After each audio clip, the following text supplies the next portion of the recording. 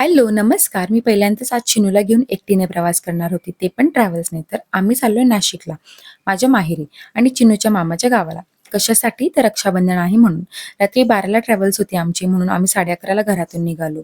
देवाच्या कृपेने आणि ह्या दादांच्या कृपेने आमची ऑटो इतक्या रात्री पण बुक झाली. 11:45लाच आम्ही पोहोचलो होतो स्टॉपवर, पण ट्रॅव्हल्स 12:15ला आली. तर अर्धा तास आम्हाला वाट बघावी लागली. मला ना नेहमी माहेरी जायची फार एक्साइटमेंट असते, पण जेव्हा जायची वेळ येते ना, तेव्हा माझ्या घरातून पायच निघत नाही. बिलकुलच जावंसं वाटत नाही. त्यात ह्यांचं जेवणाचं कसं होईल, यांचं पोट भरेल का, ती काळजी तर मनात सतत लागून राहते. पण असो, 1 वीक नंतर रोशन येणारच होते परत नाशिकला आणि आमच्या फॅमिलीमध्ये ना आता एक फंक्शन पण आहे. तर त्याची फार एक्साइटमेंट होती. पण माहेरी जाते तर मला भरपूर आराम करायला मिळेल याचा एक वेगळाच आनंद होता. तरी पण हेवी हार्टने मी ह्यांना केलं बाय आणि आम्ही निघालो नाशिकच्या दिशेने. 2.5 महिन्यांनी मी नाशिकला परत चाललेली.